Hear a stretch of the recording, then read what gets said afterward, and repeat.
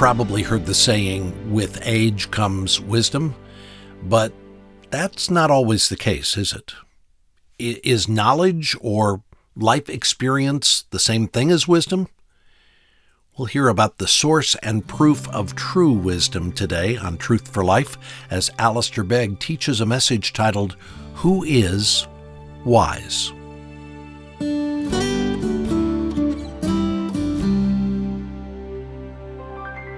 James 3:13, who is wise and understanding among you? Let him show it by his good life, by good deeds, done in the humility that comes from wisdom. But if you harbor bitter envy and selfish ambition in your hearts, do not boast about it or deny the truth. Such wisdom does not come down from heaven, but is earthly, unspiritual, of the devil. For where you have envy and selfish ambition, there you find disorder and every evil practice. But the wisdom that comes from heaven is first of all pure, then peace-loving, considerate, submissive, full of mercy and good fruit, impartial and sincere. Peacemakers who sow in peace raise a harvest of righteousness. Now, Father, with our Bibles open before us, please come and help us so that we might speak and listen in a way that is honoring to you and life-transforming for us. For Jesus' sake, amen. Those of you who've been studying along with us in James know that this third chapter has begun with James addressing the would-be teachers. And then from verse 3 through verse 12, he has a discourse that is all about the tongue. And it may well be that this discourse is in some senses a digression, a meaningful digression. He's on the tongue and he just reinforces it, but that he hasn't, in verse 13, changed his focus in terms of those he is addressing at the beginning of the chapter. In other words, he still has in mind the would-be teachers, those who, by dint of their background or interest or involvement, are suggesting that they are the individuals who have the requisite gifts and calling to become teachers in the church. And so to them, and to others, obviously, but to them perhaps in particular, he issues this particular challenge. Who is wise and understanding among you? We're getting a group of wise and understanding individuals together, and we would like all of you to assemble over here by the tree, if you would. And as people begin to scurry for their diplomas and for their briefcases and for their files full of information and for their heads full of knowledge in order to come over and display themselves to be amongst the wise and the understanding, James says, hey, hang on just a minute. You'll be able to tell whether you should be over by the tree, not by your degrees, but by your lifestyle. Who is wise and understanding among you, let him show it by his good life, by deeds done in the humility that comes from wisdom. And the challenge that he's laying down is akin to what has already happened in chapter 2 as it relates to faith. Remember, here comes somebody who says, I am a man of faith, or I am a woman of faith. And James says, okay, then show me your faith. Show me your faith. And now in chapter 3, here I am someone of wisdom and understanding. He says, well then let's just apply the same test. Why don't you show me how wise and understanding you are? Why? Because true wisdom, like true faith, is vital, it is practical, and it is observable. Because the wisdom that James is addressing here is the endowment of heart and mind from God, giving us all that is necessary for right conduct as a result of right thinking. That's what you have in Romans 12. Be transformed by the renewing of our minds. How will we know that our minds are renewed? How will we know the nature of our creed in our conduct? How will we know the nature of our faith in our function? How will we know the nature of our wisdom in our practical living out of such a life? Now, this is very Old Testament in its orientation, and we've said already that James is a very proverbial New Testament book. There are many echoes of Proverbs in this book. And so it is not surprising that the Old Testament concept of wisdom is uppermost in the mind of James. Wisdom is to be seen in the living of life. We are completely on the wrong track if we're thinking simply in terms of SAT scores, or of intellect, or of gray matter, of capacity, mental capacity. That's not what James is addressing here. It's not really what the Bible addresses at all when it comes to the subject of wisdom. Wisdom has feet. Wisdom has action. Wisdom goes places. So, for example, in Psalm 1, the book of Psalms opens up with a description of a wise man.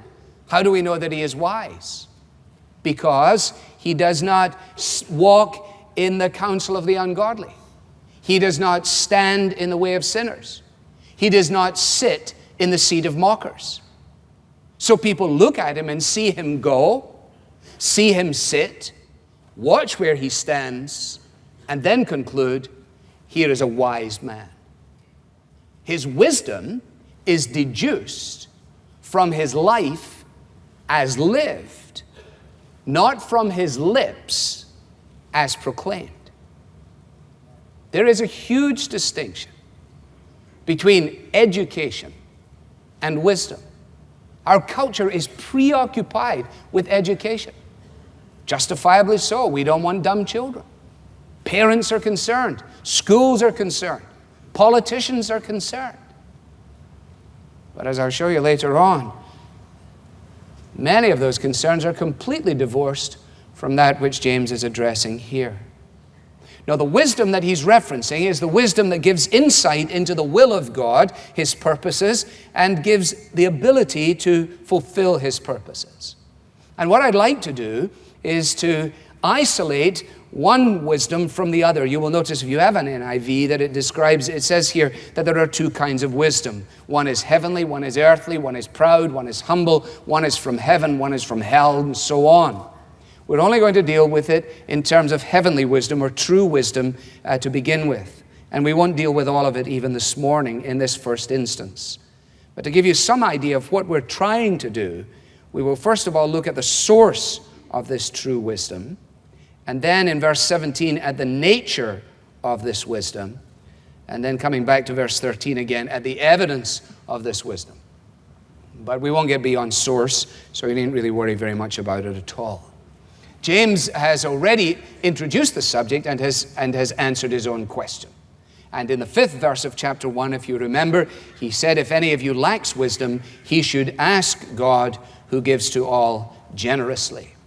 In other words, James knew his Bible. He knew that this was exactly what Solomon had written in his Proverbs, and particularly in Proverbs chapter 2, where he says, for the Lord gives wisdom, and from his mouth come knowledge and understanding.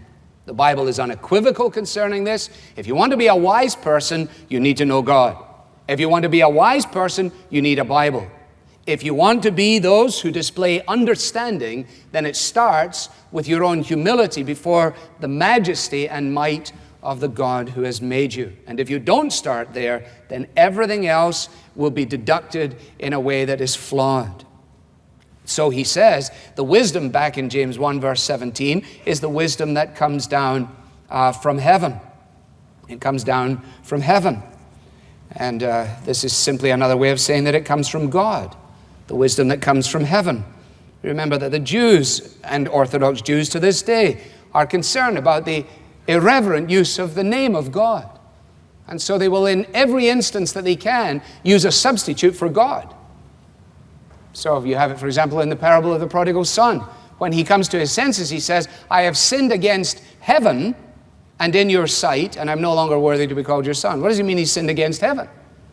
It's simply a way of him avoiding the use of God's name. I've sinned against God. God is in heaven. So when James says this wisdom comes down from heaven, he's simply saying what he's referenced in verse 5 of chapter 1. This wisdom is from God. And it is this wisdom which Solomon requested of God, remember?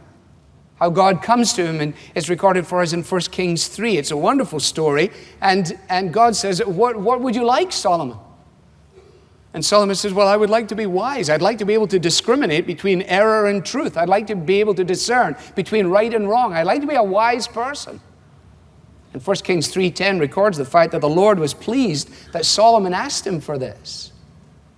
Good man, Solomon. That was a good answer. Where did you come up with that answer, Solomon? Well, the answer to that question, Solomon tells us in Proverbs chapter 4. Listen to what he says. When I was a boy in my father's house, still tender and an only child of my mother, he taught me and said, lay hold of my words with all your heart. Keep my commandments and you will live. Get wisdom. Get understanding. Don't forget my words or swear from them. So from his very infancy, Solomon was nurtured in the awareness of what he later writes, that the fear of the Lord is the beginning of wisdom. That the entry into the school of understanding is an entryway that comes in an encounter with God who has made us. And the God who has made us has revealed himself to us externally in creation and internally by means of our conscience. And so we have within us a sense of oughtness that speaks to the fact of his handiwork and his control. And we have above us and beyond us the vastness of the world that he has made, which speaks to his power and to his majesty. Now, I'll leave you to read some of Solomon on your own. Chapter 4 is particularly powerful as he calls out to his children to make sure that they don't neglect wisdom. Whatever else you do, he says, make sure that you are wise. Make sure that you discern between right and wrong. Make sure you make straight paths for your feet. Don't go from the right and don't go to the left.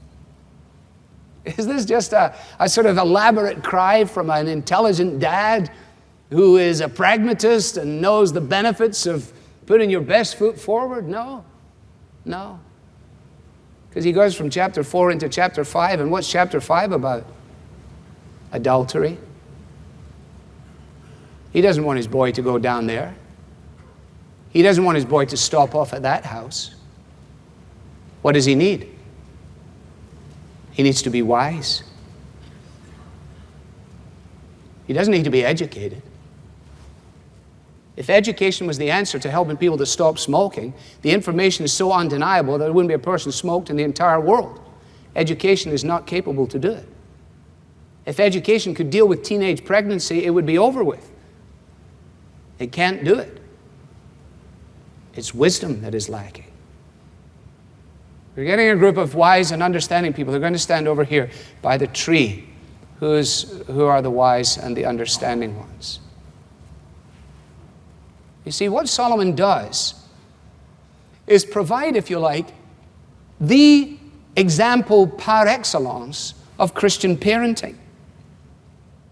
Because what he does in his day and generation is what every Christian parent must at least attempt to do in their generation.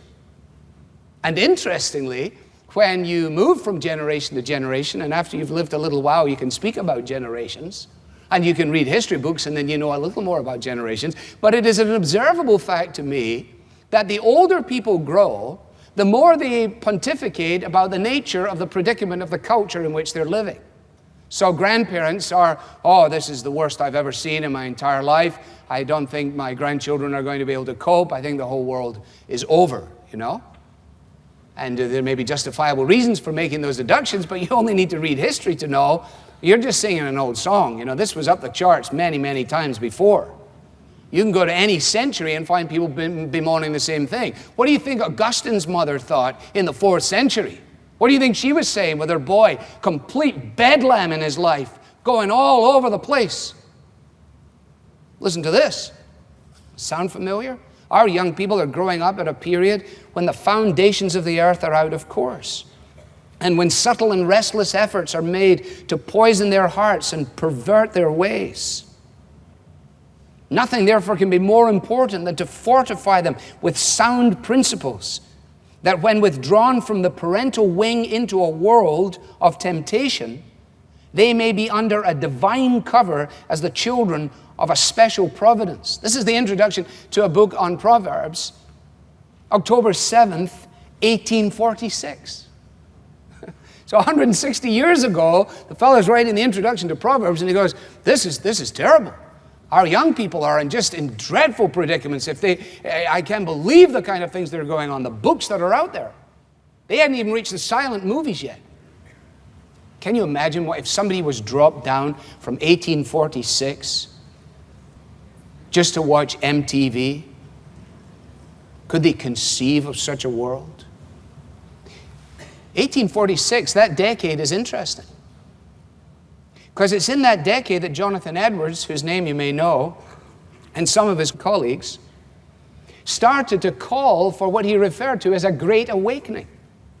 Started to ask God to come and visit North America with a dramatic display of his power and of his wisdom. What most of us don't know is that what motivated this call from the heart of Edwards and his friends was the secular thinking being taught at Harvard and Yale. And they were so disappointed as graduates of Yale at how things had gone and what they had been taught that they asked God to come and speak wisdom again into our land. Now, if you think about this, it is quite fascinating because Harvard was founded in the 17th century. Glasgow University in the 14th century. But anyway, we needed to produce the scholars to bring them over here so you could have a university. But anyway, sorry for that dreadful jingoistic burst. Couldn't resist it. But anyway, 1636, Harvard is founded. 1642, the student handbook is published in which every student at Harvard is called to be, quotes, plainly instructed and earnestly pressed to consider well that the main end of his life and studies is to know God and Jesus Christ, which is eternal life, and therefore to lay hold of Christ as the only foundation of all sound knowledge and learning. That's 1642 Harvard Student Handbook. So if you sent your son off to Harvard in the 17th century and he came home with a handbook and you were washing his laundry and you had a little look into the handbook, you would discover that your boy was in a good spot or your girl was in a good spot. They're going to be compelled to consider the fact that the only fount of genuine knowledge and understanding is there in a foundation which can be laid by no one other than Jesus Christ himself. Yale was founded in 1701. And the reason for the founding of Yale was because congregational believers, that is, believers in the congregational church, were disappointed by the growing apostasy at Harvard. And Edwards and his colleagues emerged from Yale and said, we better try another place. And they founded Princeton University as a reaction to Harvard and to Yale. What is the point of declension at every point? It is the departure from wisdom and the embracing of earthly perspectives. Simplistic analysis, undoubtedly. Faithfully true? Yes. In other words, such cries are far removed from the contemporary president of Harvard, who said just recently, things divine have been central neither to my professional nor to my private life. Issues of divinity, he says, do not influence me in my professional capacity, nor do they play any part of significance in my private life. I admire his honesty. At least it's true. But it is a long way removed, isn't it? Let's just pause and acknowledge something that is patently obvious. Ideas have consequences. And people know that ideas have consequences, and that's why advertising is as profoundly impactful as it is. Because it is essentially the packaging of ideas, of concepts, of notions. Some of them very subtle, some of them almost deceitful. It's amazing the way in which somebody sells their product to us by making us feel good about a funny little golden retriever that is running through the grass.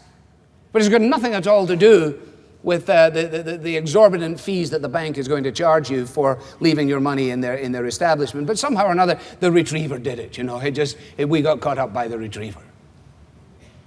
They sold us an idea. They packaged it. David Myers wrote a book called The American Paradox. Spiritual Hunger in an Age of Plenty was the subtitle. It was published actually by Yale University Press. And this paradox he described as follows. We're better fed, better paid, better housed, better educated, and healthier than ever before, and with more human rights, faster communication, and more convenient transportation than we have ever known. Alongside all this largesse, however, are the signs of life in pain and travail. Since 1960, the divorce rate has doubled, teen suicide has tripled, violent crime quadrupled, the number in prison has quintupled, illegitimate children 6 times, sextupled, and the number of those cohabiting has increased 7-fold. Now, these are facts. Ideas have consequences. The idea that there is a God to whom men and women are accountable has an impact when believed on the lives and lifestyles of those who believe. The idea that we are simply a random collection of molecules held in suspension with no particular significance at all also has implications. Not least of all in how we spend our time, our money, and with whom we spend our time and money. And it may be with whomsoever we choose and on whatsoever we desire, depending on the source of wisdom.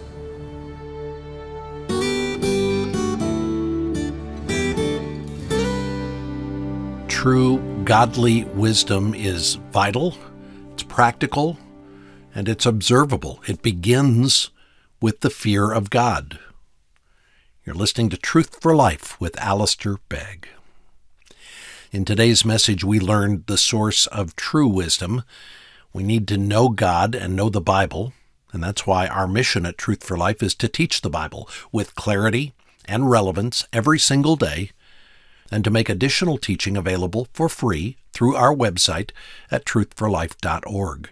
You can search for messages there by topic, by series, or by a scripture passage. You can even access the complete ESV Bible online at truthforlife.org/Bible. You know, the Bible assures us that when we ask God to reveal himself to us, he will. So our prayer is that he will use the teaching you hear on this program to open closed minds so that unbelievers will become committed followers of Jesus. We also pray that believers will grow in their faith and wisdom and that churches will be strengthened as a result. Along with Alistair's messages, each month we choose with great care books that we can offer, books that we offer with our mission in mind. You may have heard me mention our current title. It's Little Pilgrim's Big Journey, Part 2. This is a wonderful storybook. It follows the journey of a young girl and her brothers as they navigate the Christian life. It's a sequel to the very popular Little Pilgrim's Big Journey, Part 1, and both of these are adapted from John Bunyan's classic work. So don't miss out. Request Little Pilgrim's Big Journey Part 2 when you give a donation at truthforlife.org/donate or when you call us at 888-588-7884. I'm Bob Lepine. Thanks for listening. Scripture teaches us that there is no intellectual road to God. So how do we become wise? Join us tomorrow for the answer as we hear the conclusion of today's message.